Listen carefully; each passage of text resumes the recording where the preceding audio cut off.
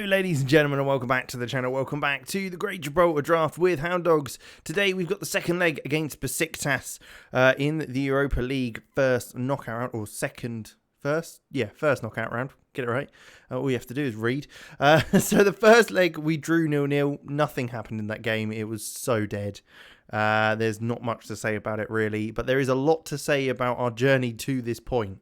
Now, in the short amount of time that it's gone from the Liverpool game where we lost 6-1 but got through to the Europa League knockout, and today's second leg, there's been plenty of games. We've gone undefeated, which is great. We're through to the cup finals of both the Pepe Reyes Cup and the Intermediate League Cup, which is both very, very good. And from that as well, there has been a few transfer dealings because basically a lot of players have had their contracts ending. And I've wanted to try and get some money for them before they go. Now, first off, you can see here, there's 4 players that are leaving us at the end of the season who we haven't been able to move on as quickly. Kelvin Langley is one of them. He will be leaving us to join Zoria in Ukraine. I'd offered him a contract, wanted him to stay around as a backup keeper. He wasn't having any of it, so he's moving on. Another player is Pedro Oliveira. He's off to Servette. He, again, I wasn't too sure to offer him a contract, and I was just about to, and they swooped in and grabbed him. So, unfortunately, that is one that we won't be keeping hold of. Eriksson, we knew, was leaving the club. He was going back to Brazil, basically. I think it's Brazil, or is it Portugal? I'm pretty sure it is Brazil. That's because it's poor. Confused me. I'm an idiot. So he's going in a month's time.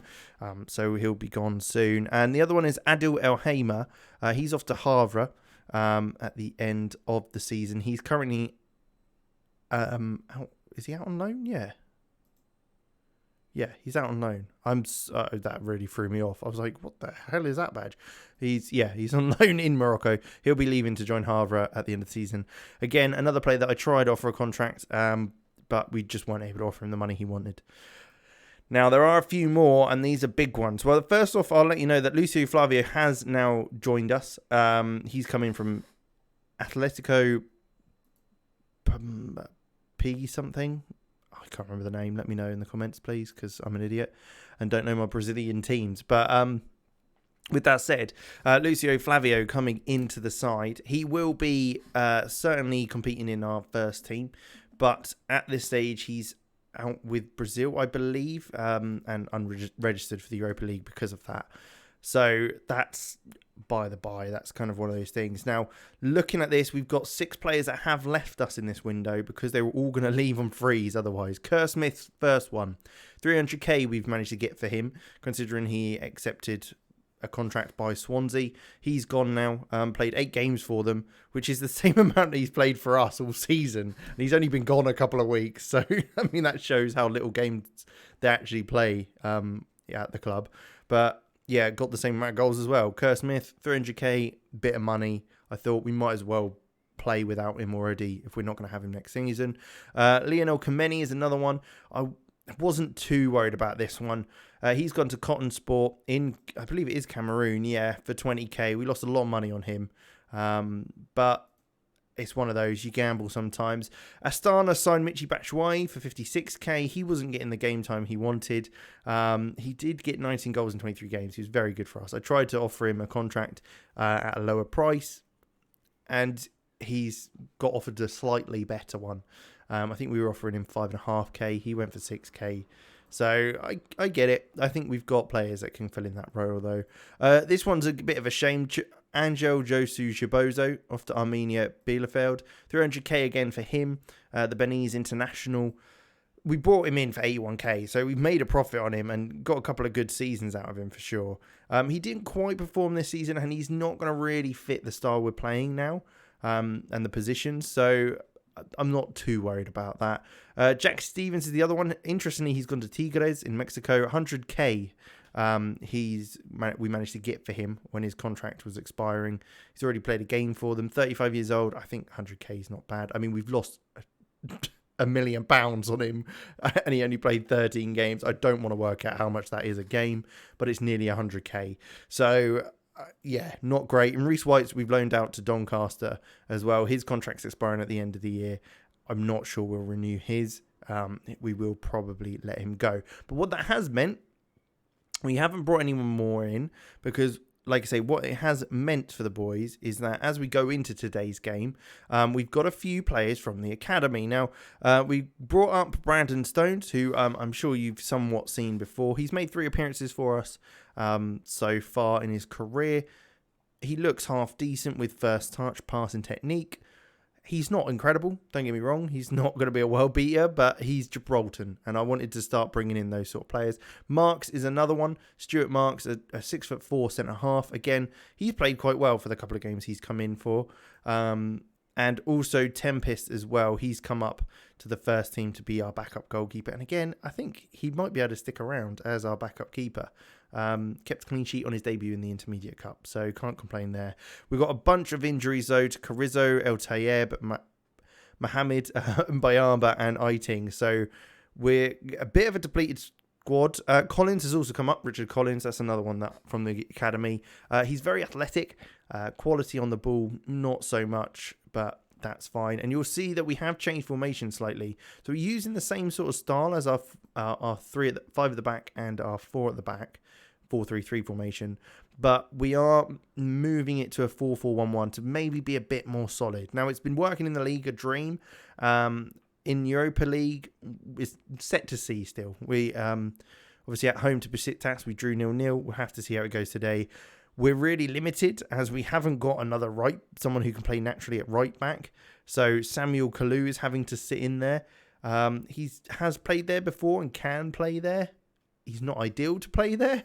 But he'll do a job there. He's got a bit of experience, so I'm sure he can fit in there just fine. Otherwise, Stones will be starting. We've got Dane Murray and Camboala at the back, with Soler at left back, Kalu, as mentioned, at right back, Vodisek in goal. Saranic will be on the right, Party in the middle with Stones, hoping kind of experience and youth combined together quite well there. Naranja on the left, who's been very good. Obafemi, who's banged in the goals, 24 goals this season, on the march for Romero's goal tally, and Salafu just behind him. Obviously, Romero's on the bench, so we could always bring him on to go a bit more attacking if we need to, push some more players forward. But at the moment, I'm back in Brandon, and I'm hoping he's okay. But let's jump into today's game and see how we can get on. This would be the first time we get to it would be the furthest point we'd get if we get through today. So it'd be a hell of an achievement. There's not really anyone that I recognise in the starting 11. I didn't really get to see the subs there for them. But I think we've got something about us today. The only thing I'm worried about is the midfield. We might get completely overdone with having Brandon Stones and Party in there. Party's not exactly the fittest, and Brandon Stones isn't the best, so we'll have to see. But Soler is taking a throw down on the left-hand side, 5 minutes in. Naranjo, back to Soler, who's going to drive inwards. Does lose out initially, but Salafu's ball in, finds Obafemi, and we're 1-0 up. What a start to the game, 5 minutes in, and we managed to get a goal. It was great work on that left-hand side. Keep fighting. We didn't stop harassing them. Found Salafu, who was able to play a dinked ball through to Michael Obafemi, who just tucked it away. I mean, he's cost us a lot of money, but he has certainly made something happen. Like you say there, I mean, first time balled from Salafu to Obafemi, and he finished it. But a lot of money we did spend on him. He's our record signing ever. But, I mean, if he can get us further in the Europa League, I'm not going to say bad things about it. But we've got a long game to go, as it is Besiktas free kick. 17 minutes in, we are 1-0 up in the game. And it is Manu Garcia stepping up to this one. It's a long effort. It's hit the post. Narandro does end up clearing it. Keeper was nowhere near it, so it was going in. But we've managed to deal with it so far. And it stays at 1-0. 25 minutes in, we're looking pretty good. They've had a lot of shots, but nothing too dangerous at the moment. They're very much on top with the ball, so we're just going to have to be as solid as we can be when we have it and when they have it. I mean, if we can just sit in those kind of banks and hold on, but it is played through to Suleiman, who finds Garay, who shoots and puts it in. I mean, that very much could be offside because it looked like he was in front of him. I don't know why he passed it because it's a bit of a contentious one. It looks like it was awarded. Shame. I thought it might have been. We might have got away with it there. It was a weird decision to pass it anyway, as I thought he was just going to run through as it is. I mean, he's well on. I don't know why we delayed that, but it was a headed clear from the defence at Besiktas. Suleiman looking forward. It's a good win by Murray, and now Salafu's on it. He looks for a ball over the top. Obafemi running through on goal. Can he finish this to make it 2-1? He can't, as he smashes it over the bar. I mean, that's a prime opportunity for us to get a goal and get back in the lead before half-time, but we've let it slip, and it is now Besiktas to come forward. Furkan inside back. I mean, this goes all the way back to the keeper. I'm going to put a bit of pressure on, but Obafemi's not going to get anywhere near that as Montero sees it. He plays back to Domingos, and Montero keeping it between them. A little bit of pressure on the keeper, who launches it long and loses out. I mean, that pressure obviously got to him. Brandon Stones receiving it inside. Soler, he's got to look out wide. He does. He finds Naranjo into Stones again, whose ball over the switch. Oh, what a lovely ball to Saranic. I mean, the young man has got that on toast. Thomas, back to Kalou, who could strike it. He doesn't. He plays it back to Brandon Stones, but Kalou does get there again, which is very good to see. He's going to look on that overlap and power past the defender, get a ball across the box, son. Obafemi with the header. I mean, that was some lovely football to see. Wow. We initially getting that switch ball by Brandon Stones to find Saranic on this right-hand side. It didn't quite work out, but Kalou did absolute bits out here, receiving it from the inside, and he just ran. He was not stopping for anyone. Shot past his defender. I thought he took it wide and kind of closed his angle off completely, but he managed to get the ball across, and Obafemi's little flicked header goes past the keeper for 2-1. We're still in the lead as we reach half-time. There it is, half-time. There you go. Thank you. Thank God for that. I was a little bit worried it wasn't going to happen. But there you go. I mean, what half? What a great result that is so far. It's going to be tough now. We've got Naranjo, who's not playing great, as well as Saranic. So how much have we got to offer, really? Not much. We're very limited in who we can play either side at the moment.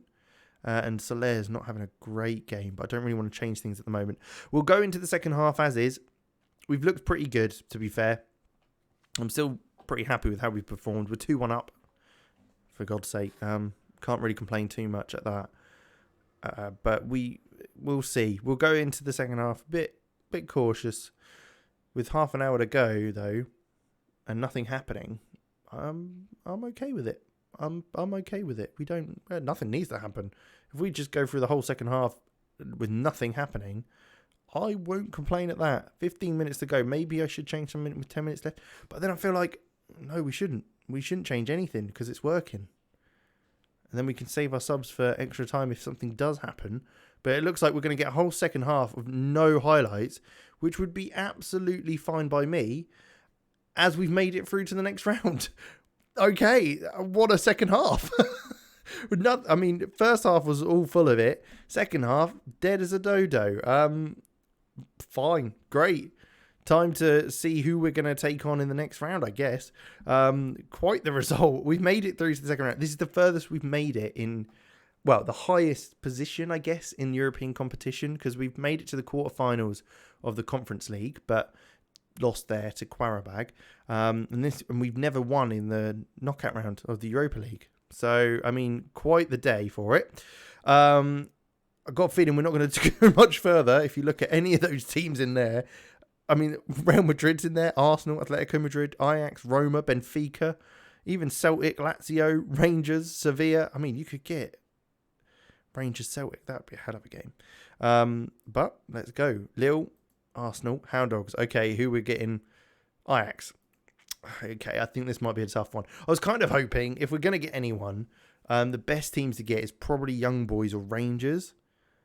Otherwise, I'd have wanted probably like Atletico Madrid or Real Madrid, Tottenham, Roma. But I'll take Ajax. That's not a bad one. I'd pay to see Ajax play Hound Dogs. That's for sure. But we will see how that goes. So we'll get to that stage, get to the Ajax game. We'll come straight into the second leg, I think. Or maybe we'll come in for the first. But yeah, you'll see in the next video where we will be in the second knockaround of the Europa League. Not expecting much, but hey, we beat Besiktas. We can beat Ajax. Sure. Thanks for watching. Make sure you leave a like, subscribe to the channel, and I'll catch you in the next one.